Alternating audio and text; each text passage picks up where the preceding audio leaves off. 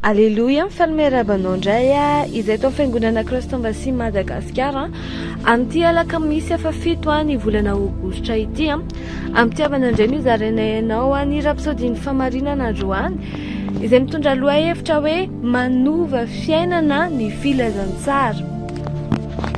Ten'Andriamanitra izay jerentsika dia ao amin'ny Romana 8:1-9 izay mivaky toy izao hoe fa tsy menatra filazantsara aho fa herin'Andriamanitra ho famonjena izay rehetra mino izany. Ny fanazava lelan'Andriamanitra Pasteur Kristy hoe rehefa toriana filazantsara an Jesosy Kristy ka tena mino ny olona dia mitondra fiovana eo amin'ny fiainana izany. Raha ohatra ka mandray ny filazantsara ny olona ny iray dia mifarana hatreo ny fiainan-ditra. Na izany aza misy ny fanovana sy fanavaozana ny saina tsy maintsy atao. Toy izany koa ny olona mpangalatra rehefa nandray an Jesosy Kristy iovy ny olona iny.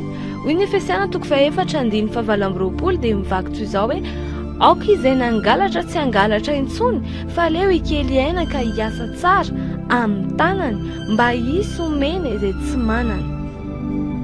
Toy izany koa raha nisy vehivavy mpivarotena taloha fa ankehitriny izy nateraka indray dia lasa tepolo ny fanamasina ny vatany. Izany hoe tsy afaka manohy izay fiainana izany intsony izy satria Andriamanitra izy ankehitriny.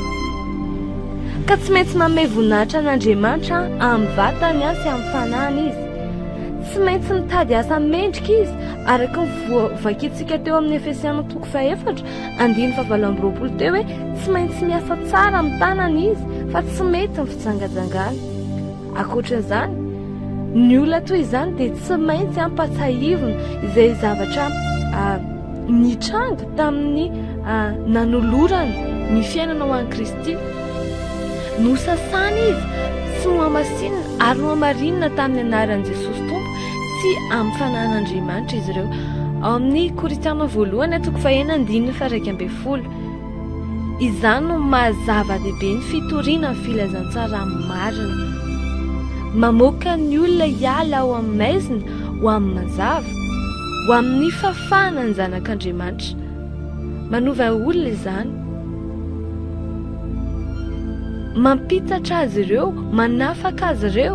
Noho izany mila ampasahivina mandrakariva izy ireo ny amin'izany ary ampianarina sy entanina andalina ny ten'Andriamanitra ho azy ary ihany ny afatra izay ampafantatra bebe kokoa, anazava ary ampianatra ny fanahy momba ny famarinana sy ny fiainana vaovao ao amin'ny Kristy.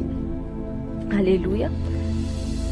Aleluia, mino fa mazava tsara aminao tian'ny lelan'Andriamanitra ho ampitaina amintsika tamin'ny ten'Andriamanitra iny. Amin'izao fotoana izao raha resy lahatra ela amin'izany ianao dia manasa anao za anao an'izao vavaka izao. Za ilaza dia ianao amerina azy ampandresenidahatra. Ray malalo, misaotra noho ny herin'ny filazantsara izay manova fiainana sy manafaka olona maro amin'ny aizina ho amin'ny fahazavanao mahagaga. Rehefa maro no mandre ny teninao an'io dia miorina amin'ny famarinana sy amin'ny fahalalana ao amin'ny fanahy izy ireo.